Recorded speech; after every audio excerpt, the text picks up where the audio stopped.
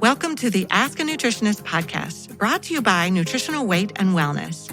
We are thrilled to have you join us today as we discuss the connection between what you eat and how you feel, and share practical, real-life solutions for healthier living through balanced nutrition. Now let's get started. Hello, and welcome to Dishing Up Nutrition's midweek segment called Ask a Nutritionist. My name is Brandy Burrow, and I'm a registered and licensed dietitian with Nutritional Weight and Wellness. On today's show, I'll be answering a question we received in our Dishing Up Nutrition Facebook group. So the question today is, what are some ways you can boost your immunity to combat cold and flu season this year? So I think this is a really timely question. A lot of my own clients have been asking the same exact thing as they are getting their kids ready for a new school season. I think many families are worried that their kids go back to school, they're bringing home a lot of germs, and then it puts them at risk for developing cold and flu. So really, when you think about it, the start of a new school season for many families means the start of cold and flu season. So this is a great topic to discuss. Today, we will cover what foods will support your immune system, the foods that can damage your immune system, and then we'll review a few targeted supplements that you might want to include as part of that real food meal plan to support your immune system. So let's start with the foods that will boost your immune system. You know that our motto at Nutritional Weight and Wellness is focus on food first. So this means that we believe the best way to support your health and the best way to support your immune system is to eat a variety of real, whole foods that are made up of those natural immune-boosting nutrients. So first, we want to think about fruits and vegetables.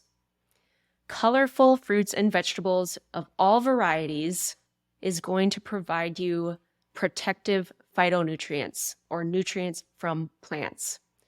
So generally speaking, the brighter and richer the color of the fruit or the vegetable, the more concentrated those nutrients are. Nutrients like vitamin C. So if you've ever looked at the produce in the supermarket or maybe compared that with the produce you find at the farmer's market or organic produce, you might notice that there is a difference in the color. You're probably going to get more bang for your buck if you go for locally grown and organic produce compared to conventionally raised produce that you're more likely to find at the supermarket. It's pretty easy to see the difference in quality. Those organic and locally grown produce are generally going to be more brilliant in color, whereas the conventionally produced produce tends to be a little more dull or faded. And a lot of that has to do with the timeline related to when it was harvested, when it got put on that truck, and the journey it has from the field to the supermarket, and then how long has it been sitting in the supermarket. So the longer it's sitting around, it's losing some of its nutrients, it's losing some of its luster. And it's very easy to see the difference if you compare them side by side, compared with like a locally grown or organic produce.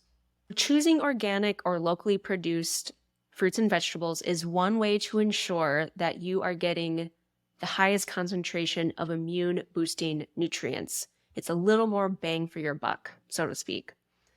However, we understand that buying all organic is not always the most budget-friendly. So you can determine or you can prioritize which fruits and vegetables to buy organic by referencing the Dirty Dozen versus the Clean 15 guide. So this is a list that kind of helps you decide which fruits and vegetables are best to purchase organic and those that maybe you could get away with buying conventional. So the Dirty Dozen refers to produce that has been found to have the highest pesticide levels. So it's best to purchase organic when you can. The clean 15 are fruits and vegetables that could be okay to buy conventional because they've been found to have the lowest pesticide levels. So this list, the Dirty Dozen and the Clean 15, is updated annually, and it can be found at this website, ewg.org. So that is the website for the Environmental Working Group, ewg.org. So besides getting a good variety of colorful fruits and vegetables, we also want to include high-quality animal-based proteins. So protein is going to provide critical immune-boosting amino acids. So a few examples of good quality animal-based proteins would be eggs, fish, beef, turkey, chicken, pork. You could get a high-quality grass-fed whey protein powder, or maybe shellfish if you're someone that lives near the coast. So those are all great examples of high-quality proteins. We also recommend including a variety of healthy natural fats. Healthy fats are rich in antioxidants. So for example, a full-fat canned coconut milk is a very good source of lauric acid, a powerful antioxidant. Avocados contain a powerhouse of antioxidants such as vitamin E and lutein and glutathione. Nuts and seeds are actually some of the best sources of antioxidants. More specifically, there's a study done recently that was published in the British Journal of Nutrition that found walnuts, pecans, and chestnuts have the highest content of antioxidants among nuts. So getting a variety of nuts when you're choosing nuts, not just getting in that rut of almonds or just peanut butter. So all of these foods are going to help support the immune system by fighting off harmful invaders like bacteria and different viruses. So it's a pretty simple meal plan. What we're doing is focusing on three main components: good proteins, natural healthy fats, and a variety of colorful fruits and vegetables. So we want that to be present in every single meal and snack. That is a pretty basic template. So just by following those, kind of that mantra, protein, fat, carb, you are already doing a lot of good to support your immune system throughout the day. So now that we've discussed, what's good for your immune system, let's talk about the flip side. Let's talk about the foods that can weaken your immune system. The most harmful foods for your immune system, and this probably isn't a surprise, is sugar. Sugar is very damaging to the immune system.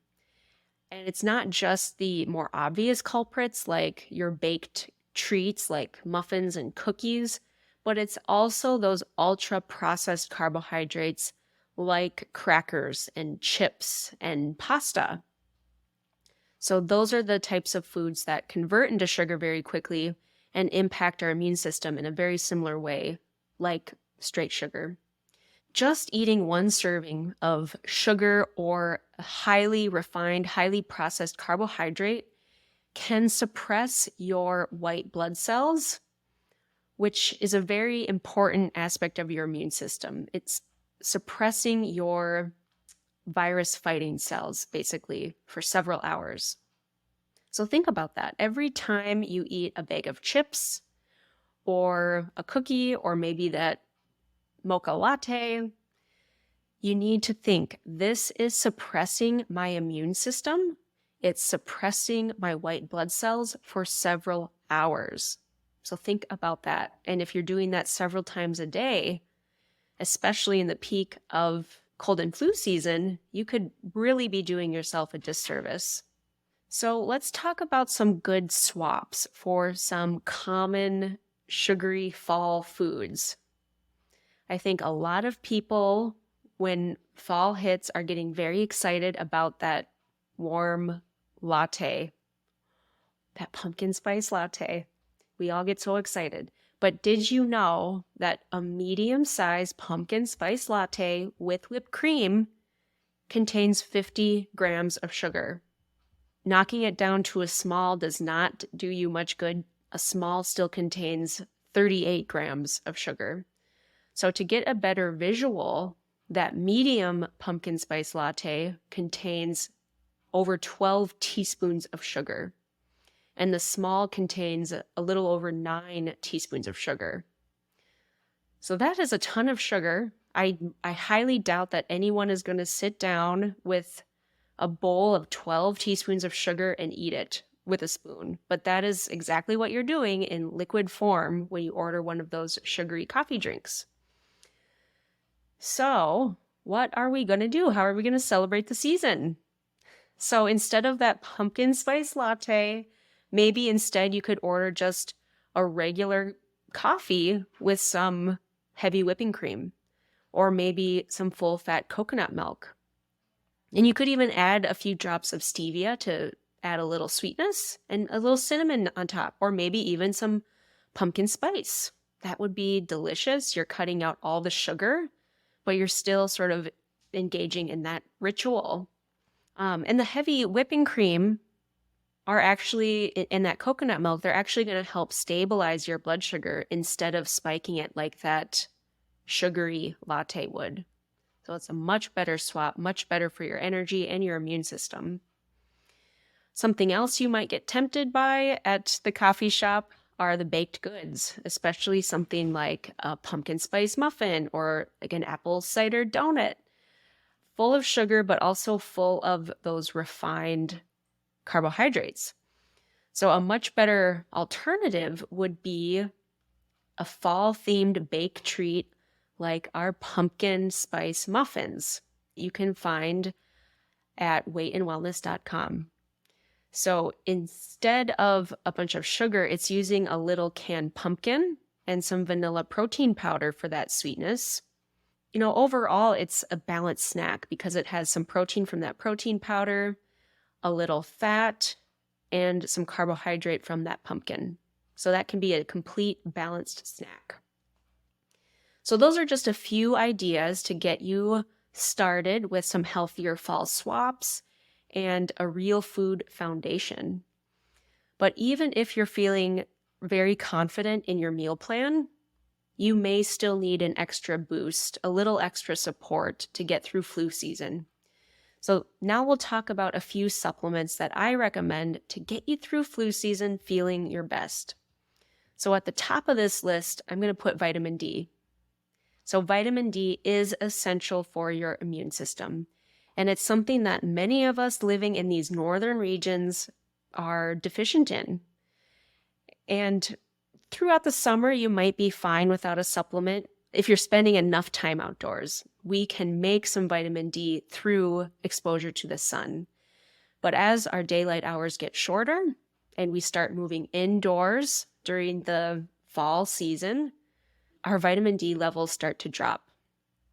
And clinically, we find here at Nutritional Weight and Wellness that most people feel their best when their vitamin D level is somewhere between 50 and 80. So checking your vitamin D level is a very simple blood test that you can request the next time you're in for a physical or any kind of checkup at your doctor's office. You can even test it at home. There are some at-home testing kits, so that's a nice option. If you've never had your vitamin D level checked and you're kind of curious, well, what are the signs of a vitamin D deficiency? Well, here are some things you can watch for. Well, frequent colds and viruses, a low mood, low energy, chronic fatigue, carbohydrate cravings. You could even experience bone and muscle pain. So those are some things to watch for. Could be a sign you need to supplement.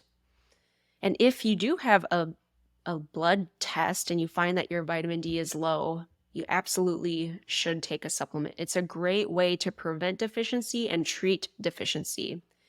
So just to maintain a healthy vitamin D level, most people need somewhere between 4,000 to 5,000 international units of vitamin D3 every day during the winter months.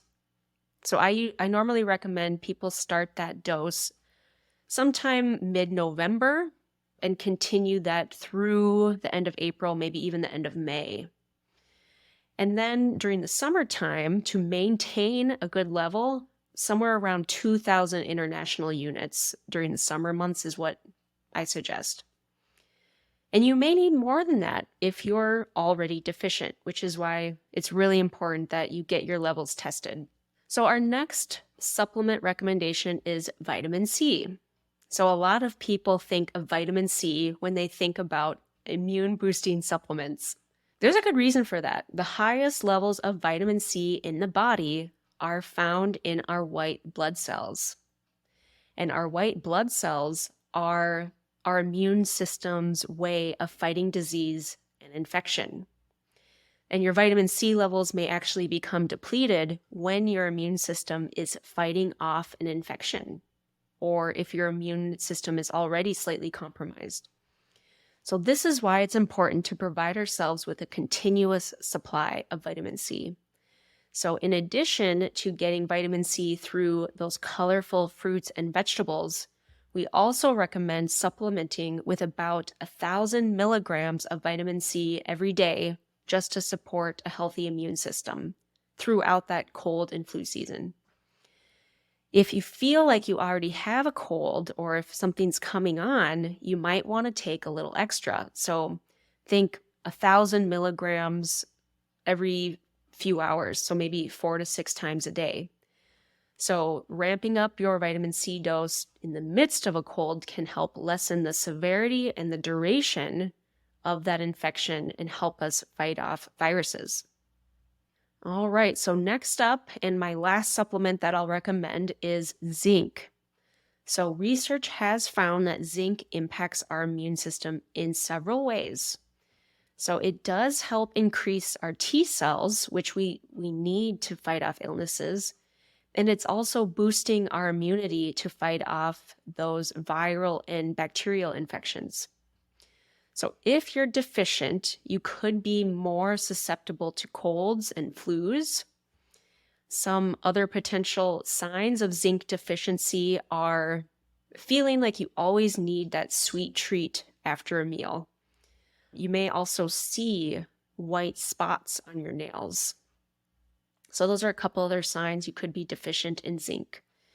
So during cold and flu season, I recommend taking about 50 milligrams of zinc every day, but be sure to take that on a full stomach. If you take zinc on an empty stomach, you will very likely experience a stomach ache, nausea.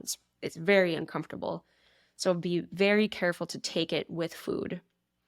Another note of caution about supplementing with zinc is that it can compete with copper absorption. So this is a supplement that I recommend taking a break every so often. So I would say like every 3 months, take a month off. And that can help keep your copper and your zinc levels in a good balance. So just to recap, you can support your immune system through this cold and flu season and all seasons really, just by eating real whole foods with lots of colorful fruits and vegetables, high quality animal-based proteins, and healthy natural fats.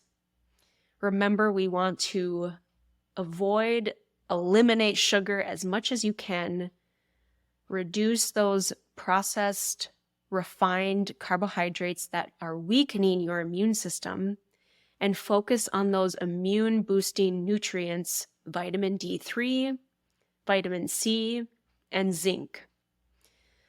So those are just the basics, probably easier said than done. So if you do need help figuring out, what you should supplement, how much you should supplement, or if you need support in figuring out a meal plan that works for your schedule and your lifestyle and your health history, please give us a call, meet with one of our licensed dietitians or nutritionists, and we will give you that support. We will figure out a plan that works for you. And right now is the perfect time to start ramping up these important supplements and focusing on these meal plan adjustments to help boost your immune system before the cold and flu season really hits you. So thank you so much for listening to Dishing Up Nutrition's Ask a Nutritionist segment. If you have a question that you want us to answer, please join our Dishing Up Nutrition Facebook community. You simply search Dishing Up Nutrition on Facebook and join. We look forward to hearing from you.